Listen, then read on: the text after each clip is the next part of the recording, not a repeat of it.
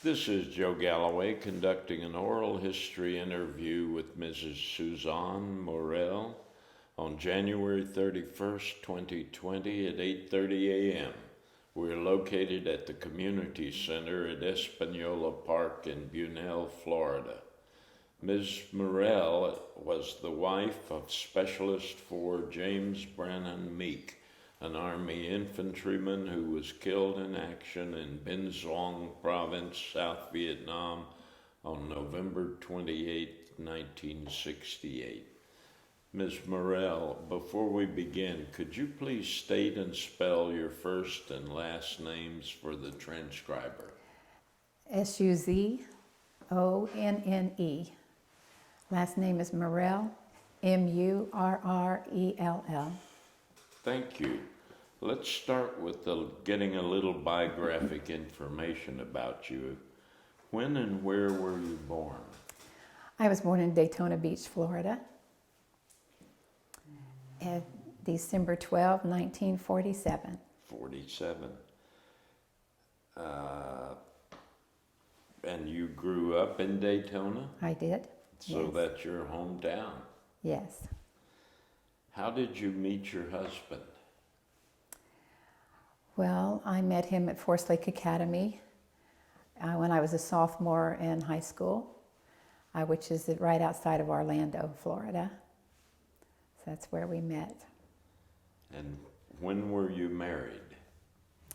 We were married in July 23, 1967.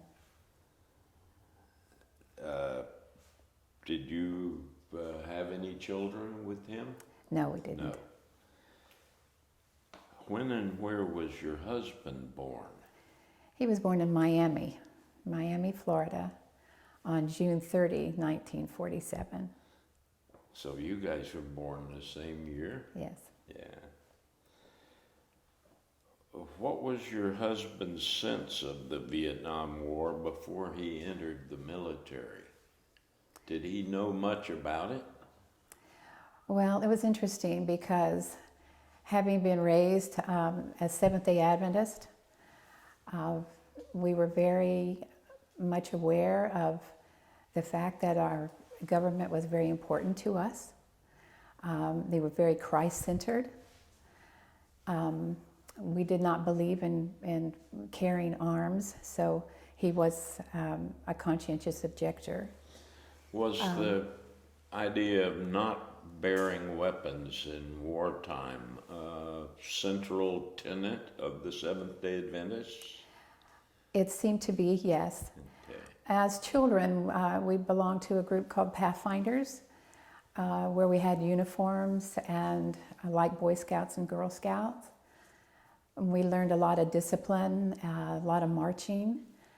As you got older, then in the academy we have what they call the Medical Cadet Corps. And so our young men and a lot of our young ladies would take part in that. Again, learning discipline and marching and more about being part of the United States of America. Now, when your husband entered the Army as a conscientious objector, was he one of those chosen to be a medic? It was just a given. When I look back, we had about 36 young men from our church, the Forest Lake Church there in Orlando, that actually went in within the same time period, maybe 2 years. And all of them were medics. We just knew that they would all be going in as a medic. And so your husband was too? Yes, yes. What was your sense of the war at that time?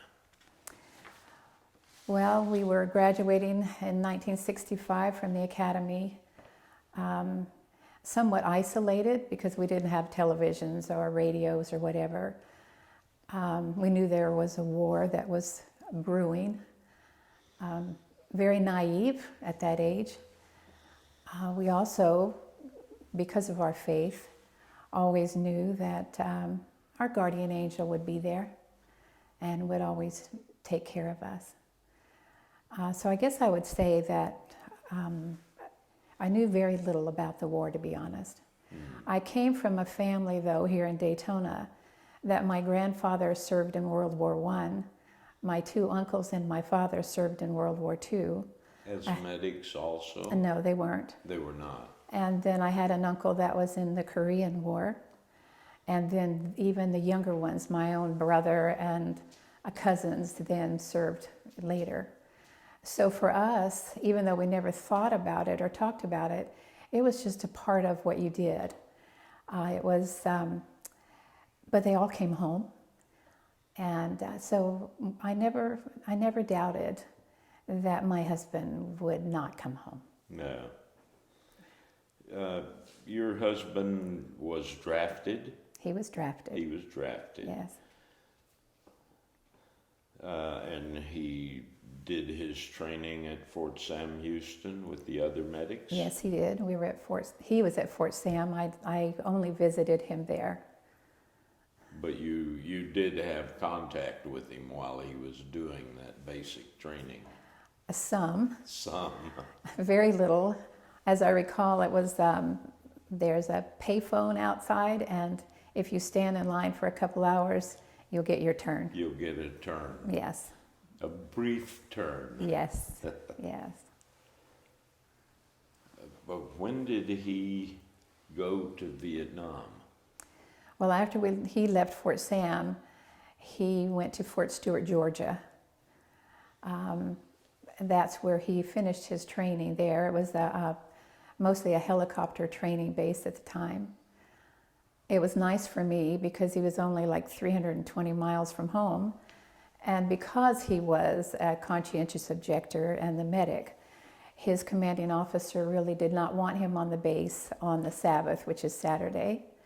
So quite often he would drive home just to get away from the base, and then of course to be with me and with the rest of his family. And then he stayed there at Fort Stewart until he left for Vietnam. Okay. And this is what month, what year? That when he left for Vietnam, September 14 of 1967. 67 September. Yes. Where was he eventually stationed in Vietnam? What unit was he with? I knew you were going to ask me that. And I tried to remember it all. But I know he was with the 25th Infantry, the 22nd, Medical unit. Tropical Lightning was... 2nd Battalion, 22nd Infantry, 25th Infantry Division. Yes. We got it. And Tropical Lightning is what they were referred to. That's their motto. Yes. How much contact did you have with him after he got to Vietnam? Well, it was interesting because I did not have a chance to actually talk to him after he flew out of San Francisco. Right. That was the last time I'd actually talked to him. But my mother-in-law had given us these little tape recorders. And so we passed these back and forth. It was quite interesting because I always had to send new batteries with him, because if we didn't record and listen with the same batteries, then it would be too fast or too slow. What I didn't realize is that he was also sharing these tapes with the fellows in his company. And the other thing is that I was working at an optical lab at the time, and we every single day had to mail out these little boxes to different doctors' offices. And my boss said, "You're welcome at any time to send gifts to these guys." And so almost every day I would send, either a tape, or I would get, cookies, or even a little box of cereal, and little cans of grapefruit, anything that we could put in these little boxes and send them. Right. Not only was he a conscientious objector, but he was also vegetarian. Right. So, you felt like, wow, if you didn't help feed him, then he would starve. Yeah. But there again, because I was I don't sending recollect there was much vegetarian food in sea rations. Yeah, I'm not sure, but I doubt it. But he shared all of that with the fellas that he was with. So.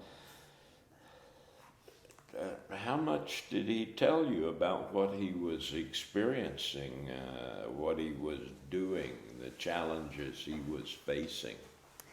Very little. Very little.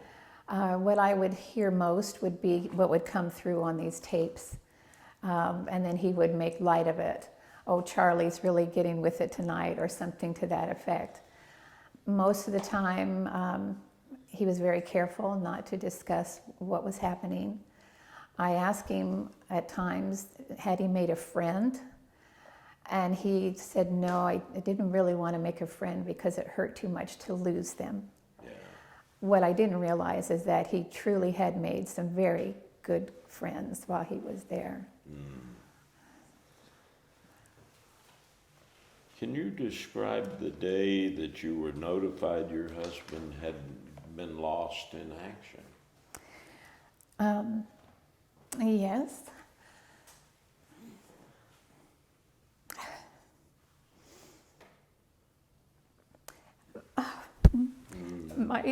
My best friend, we worked together, and so she had come by the house to pick me up to go to work.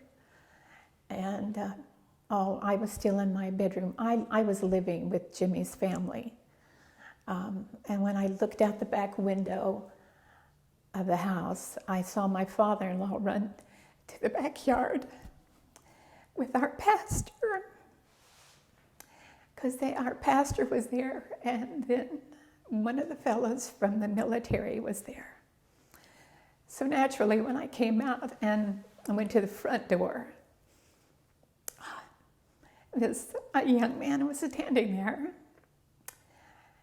to let me know that my husband had been, actually, he didn't say killed in action. As I recall, it was more like at that point, he was only allowed to say he was missing in action. He did tell us right then, though, that when we received the 3 telegrams during the day, that then we would know that our loved one had died in action. But they were not really supposed to tell us. They weren't supposed to say. Right, but just let us know. It was a very, very strange day, because it was around 8 o'clock on November 28 that I had these young men standing at my door. But then when the telegrams came, it said that he was killed at 3:20 or so in the afternoon on November 28. And because of the international dateline, Right. I was amazed that we truly were living the day. Even the, thinking that the hour hadn't even happened yet. Hadn't happened. Yeah. Yeah. So it was a very, Did it was a hard day. kind of notification give you sort of hope that the telegrams wouldn't come, that he was really missing and not dead? I think at that point you're so numb that you just really don't know what to think. Yeah. And my folks lived here in Daytona, and I know that a gentleman got on the phone immediately and called my folks. And I think that was truly one of the hardest, is when my mom and dad drove up. And I remember running out to the car and just saying to my dad, they killed him, they killed him. You just feel like your whole life just sort of came to an end. And I said for months and months later, it was like this black sheet had just been dropped in front of you, that your past was the same. You still had the memories of having been together. you still had letters coming from Vietnam even then, but the future was just black, and you weren't really sure when it would ever lift.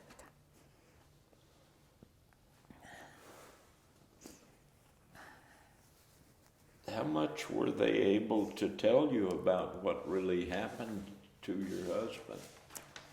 They told us nothing. Nothing. Nothing. The letters that I have here are from the two young men that were with him when he died. The first letter that I received actually came just before Jimmy's funeral. It was not a letter telling us what happened to him, but it was a letter telling us what a wonderful young man he was and how much they all loved him. That letter was read at Jimmy's funeral. We were all pretty devastated because Jimmy was the first Seventh-day Adventist boy killed in the Southern Union. And everyone was just shocked that this had happened. So his funeral was a big, big deal for so many people. I remember it took us days, of course, before Jimmy's body came home. During that time, had very little contact with the military. A lot of family, a lot of friends. The church had made sure that the money was there for Jimmy's brothers and sister to fly home. And the outpouring of love was just incredible. And I think even at that moment, you felt the love of God around you everywhere.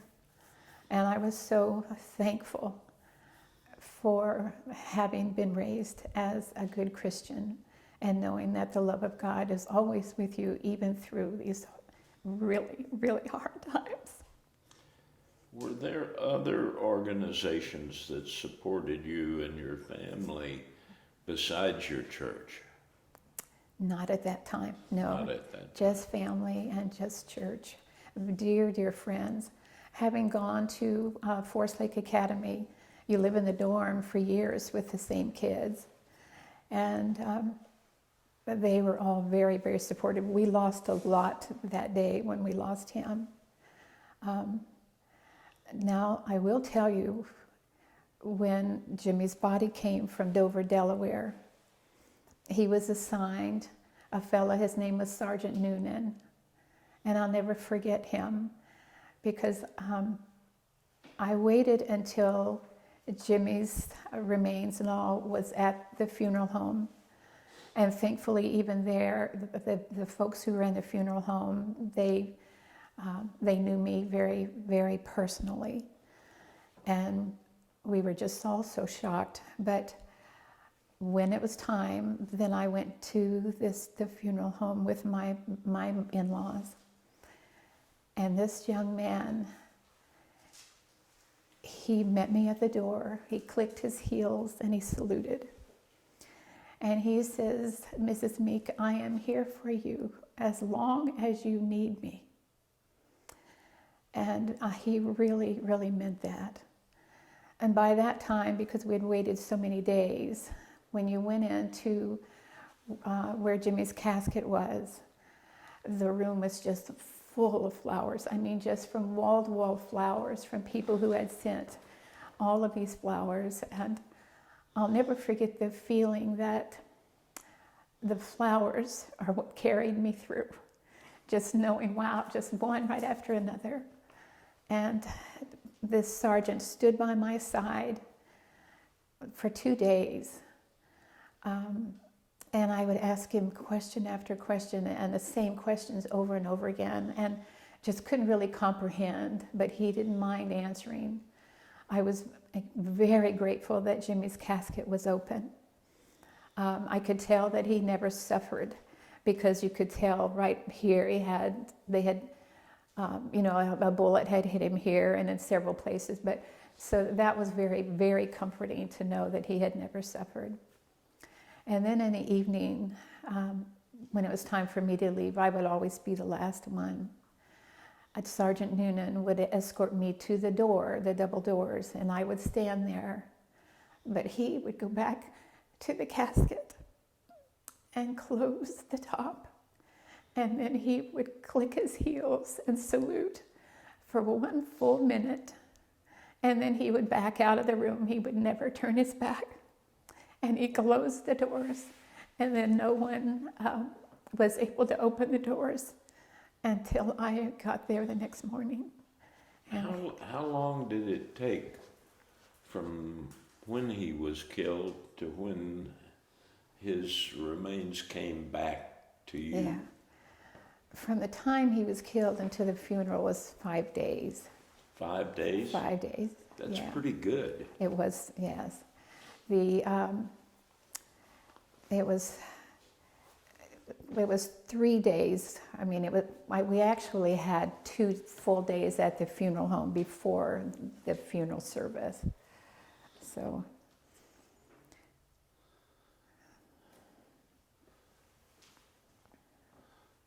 As time went on, did you follow the news about the war, and did your feelings about the war change at all? I focused more on the boys in Jimmy's company. Just before Christmas, I received a phone call from the president of the Chamber of Commerce in Maitland, which is, we have Forest City, Maitland, all these little towns. And he said, Mrs. Meek, I just received a letter from your husband's commanding officer. And he said, the boys in Jimmy's company had sent the money home for a monument to be put up for him. And I thought, wow, this is amazing. He was only with them for 2 months, a little over 2 months. And I thought he had made such an impression on this whole unit that they just genuinely loved him and cared. So then it was my decision where to have this monument put. He had been a part of the volunteer fire department there in Forest City, and now we had a brand new fire station at the time, and I thought that would have been appropriate to have it there. I could have put it downtown in the park, but then I thought, he had gone to school from first grade all the way through 12th grade at Forest Lake Academy, and I could not think of a better place for it to be put. And so that's where his monument is today, at the Academy. And this monument was paid for by his company? Yes. Soldiers? Yes.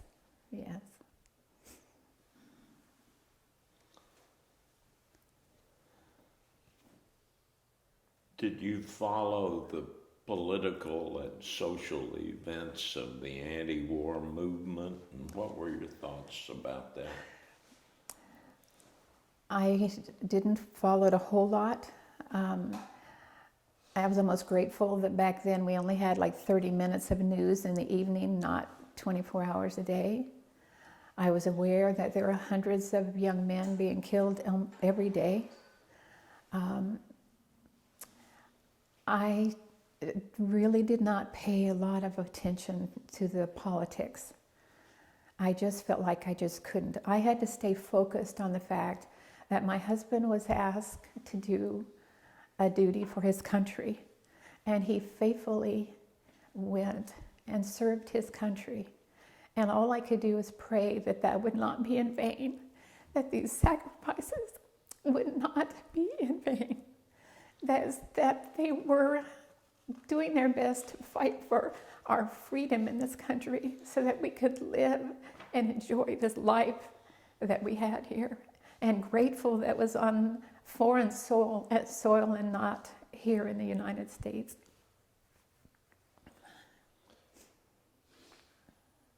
How did the loss of your husband affect your life afterward? I was very blessed that I had enormous support from family and friends and my church family. There was no other support from the military at all. Never even thought about it. Jimmy had a younger brother and a younger sister. That was the hardest part, is that at their tender age, they never did overcome it. We lost them both quite young. The anger left the church, turned to drinking, later to drugs, and always... This is his younger brother and sister? Yes, the younger brother and sister. The older brothers and sisters did okay, did fine, but not the young ones. Not the young ones. And I was so young myself that even though you tried, we all tried, you didn't know how to reach them. I later then decided that I needed to move in order to find a new life for myself. So I actually left Florida and moved to Loma Linda, California. We have a medical school there, and that's my brother and my brother-in-law were both there, and so that's why I decided to move to California. Did you then pursue a medical career? No, I didn't. I worked at the hospital. I found it very difficult to talk about Vietnam at all to anybody. No one knew, no one seemed to care. So you always just kept it in. That seemed to be the best way. So I was grateful though to, it was like a breath of fresh air to have moved away. I went to find myself. And I did go back to school just to take some classes. I wasn't really trying for any particular degree. So, and I stayed in California then for about 2 years. And then I moved back to Florida after that. Came back home. I did.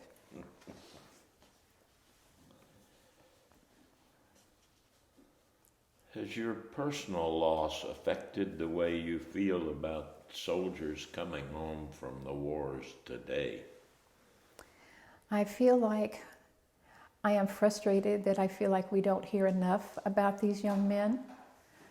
I have our daughter is a physician, and she worked at the VA in California for a while she was in her training. And she said it's really, really hard because you still had the World War II veterans that were very loving, and she was from the South, so she didn't mind their sweet words of sweetheart and, you know, honey and that kind of thing. She said, but when you got to the Vietnam vets, you know, they were in trouble. They were in trouble. And then you go on to our new young veterans, and even to this day, most of the time you don't even know they've been to war. You know, they're coming home and without arms and legs, and you think, why aren't we reaching them? How they need support, their families need support.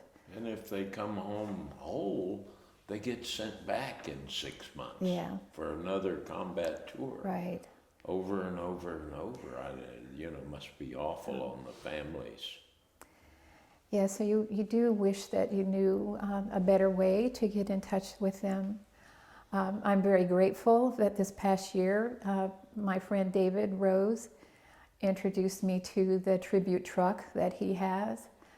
And along with my husband now, we were able to be a part of that, where we would have the veterans come and sign the truck.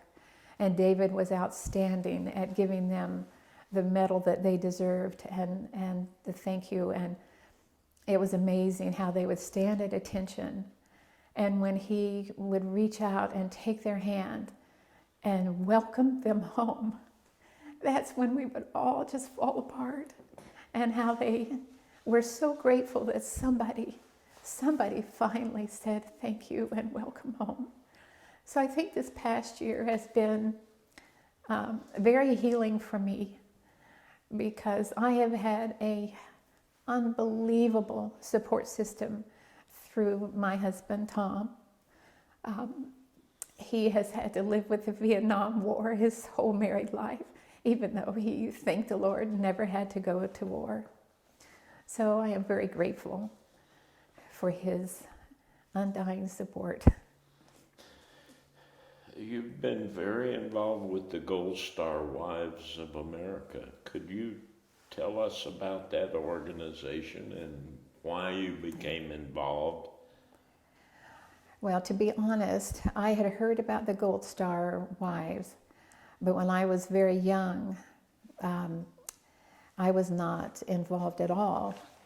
In fact, I didn't know that there was even any kind of a chapter or anything about it.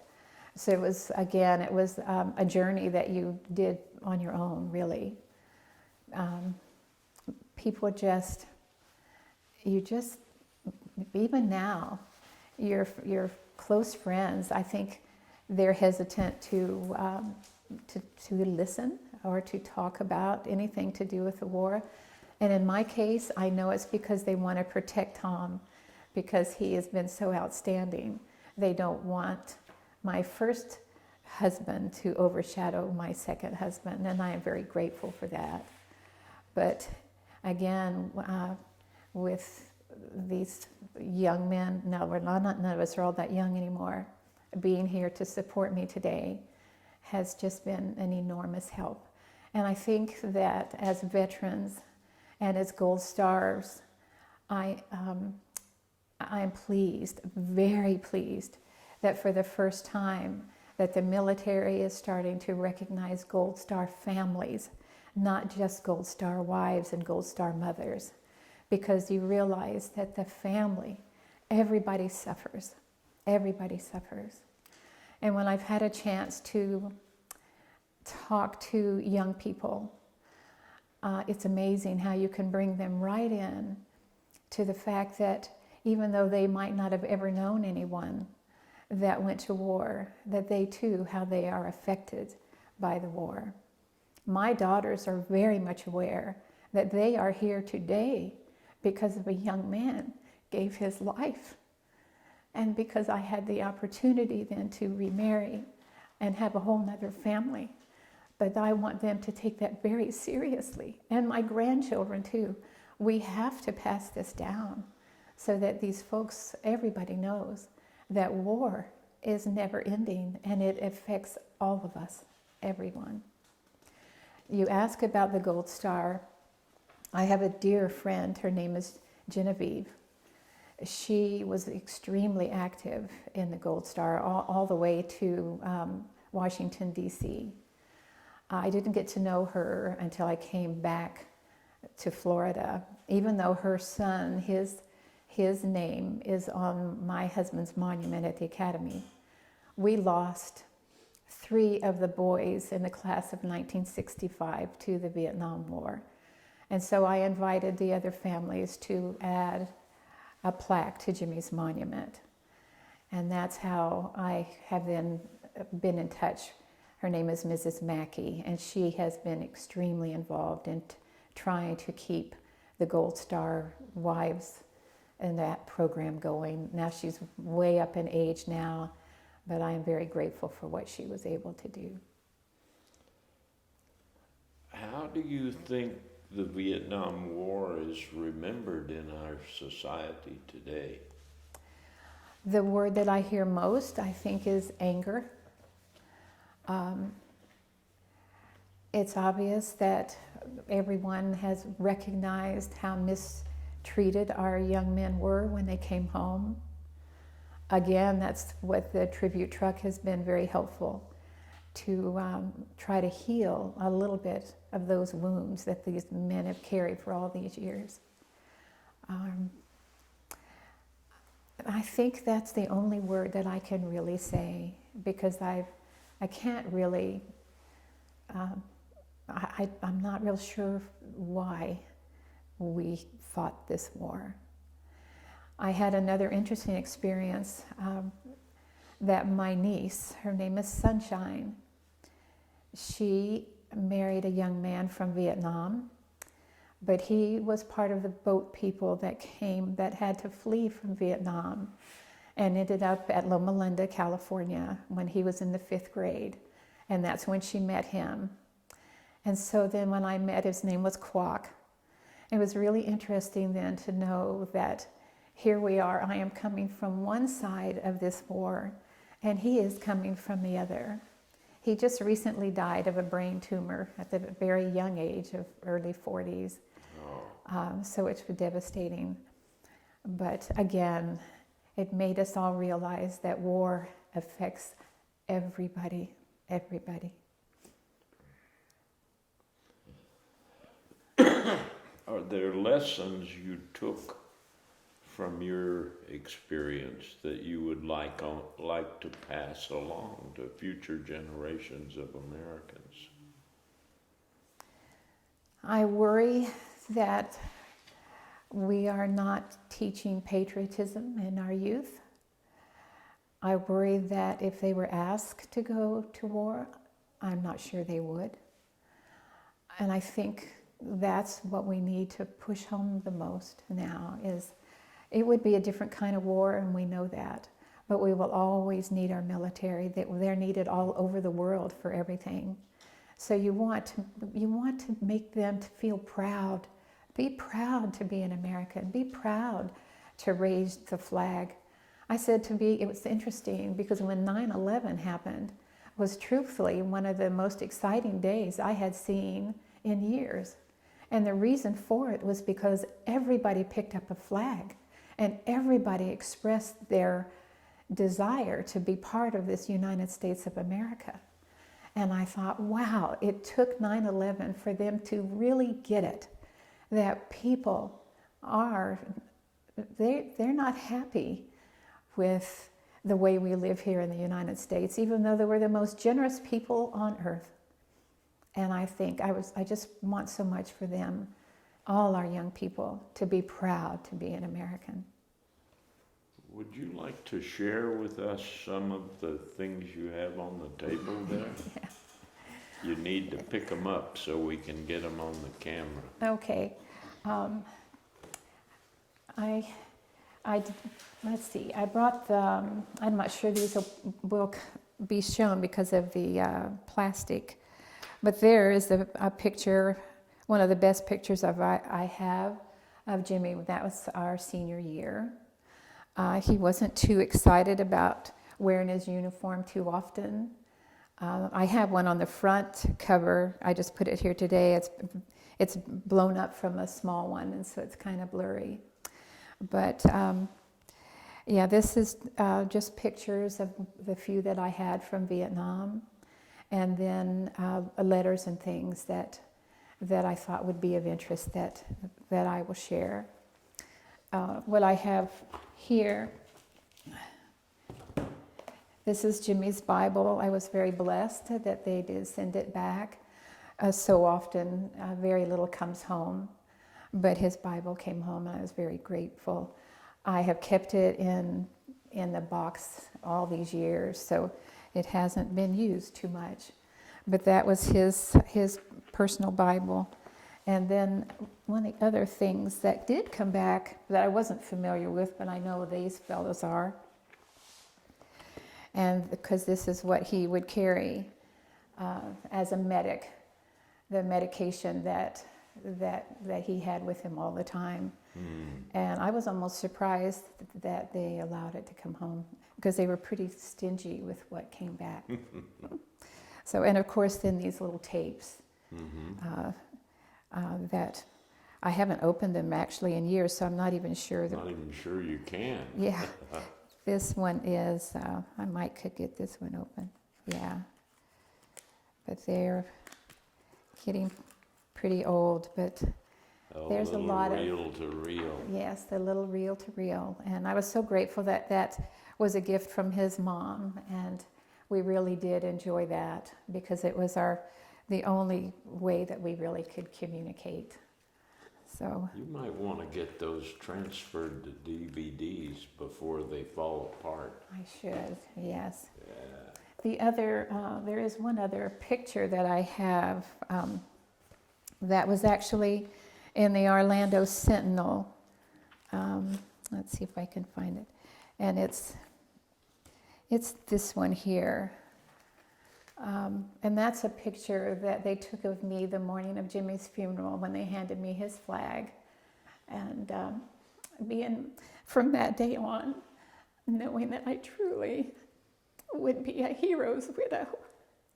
I have used that many times when I've talked to young people, especially, to tell them Jimmy was not a hero because he saved a lot of lives at the very last minute, but he was a hero because he was there for his men the whole time. He was a hero because of the way he lived his life. And I am so grateful that his family and my family chose to raise us in a Christian home, because it truly makes a difference. So this picture here, this was up at the cemetery that day. The men, or young men from the academy, the medical cadet corps, they were there and stood beside the firing squad. So we had a whole wall of young men, but it was so meaningful for me to have these young folks that came out and showed their love and respect too for this young hero. So those are the main things I have. I was asked, along with my in-laws, to go to the Navy base in Orlando. No, I'm sorry, it was the Army Reserve base. And that is when then they presented me with Jimmy's medals. And I'll never forget that feeling. All the troops were in a square, and then they escorted me to the center and then presented the Bronze Star and the Purple Heart. I also have the Vietnamese medal, but it was 13 months after Jimmy's death before I received the Vietnamese medal and that citation. And sometimes I think because we lost the other two boys in our class, we had to repeat a lot of the same things over again in a very short time. It really bonded our class together and the group of kids that all grew up together, and we're still very close friends today. And I would hope and pray that young people would learn that there is some real value in hanging on to those special friendships. What would you say to families who've lost loved ones in war about your experience and what it all means? I think what I would say most is don't wait to get counseling and to get help. It can take a lifetime to get over which something you never do. You never get over it, but to get through it. And I think we have seen so many young people jump into early marriages or second marriages or whatever, and without counseling, the spouse that you are marrying has no idea what it could be like to be married to someone who came home from the war, and certainly someone who has the scars of having lost someone in the war. Would any of you have any questions that we haven't asked, or stories that you would like her to tell?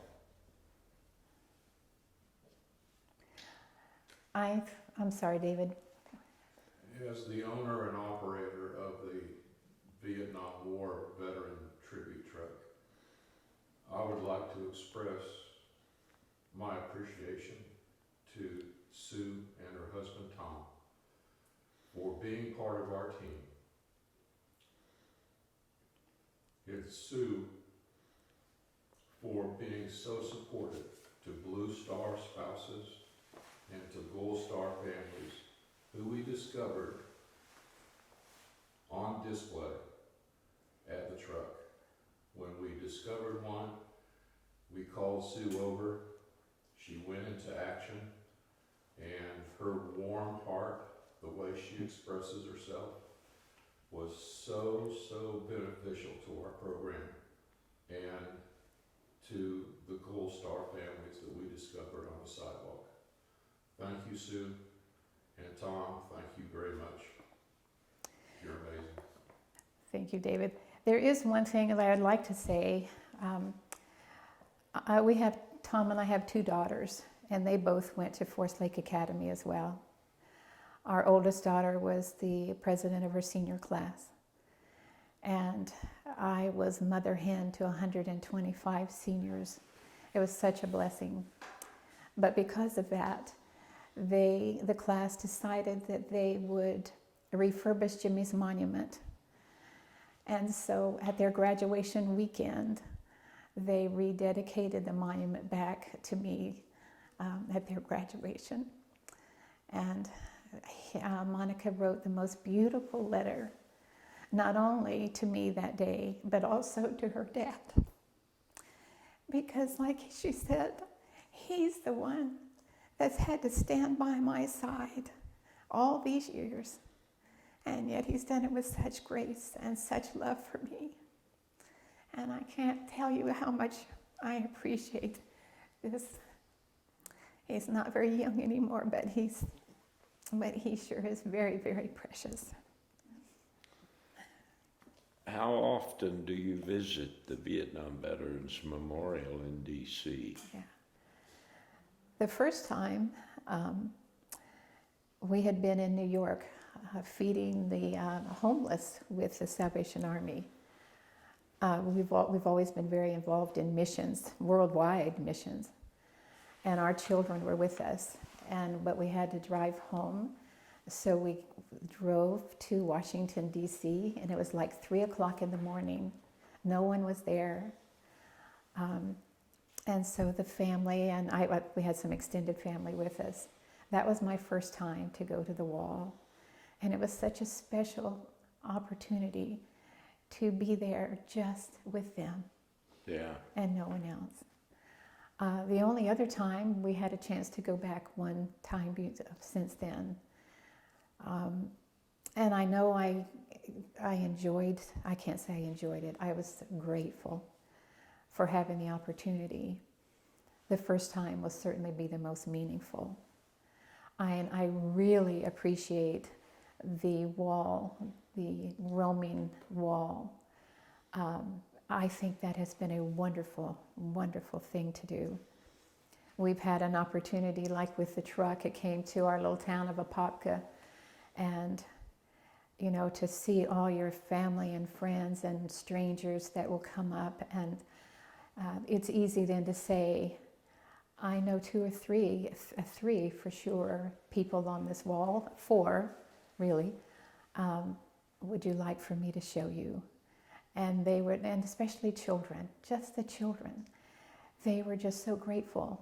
And I said, now the next time you have a chance to go to the Vietnam Wall, I want you to look up this one name and then get your piece of paper and scratch that name, because now you too have been touched by someone who gave their life so that you can stand here today. You've heard about the 50th anniversary of the Vietnam War commemoration. What are your thoughts about that? I was very excited about that. I had an opportunity to be given my new Gold Star pen. David presented it to me, and then these are I was going to say citations, but the awards that went with it. So I feel very honored to have it. I hope that we will have more of an opportunity to do this for more of the Gold Star families. I think it's extremely important that we do. And we'll just continue to thank the veterans. And I find that not only thanking them for their service, but welcoming them home makes a huge difference. Thank you. We so appreciate you coming and sharing a story that I know is painful. Well, thank you very much for the opportunity.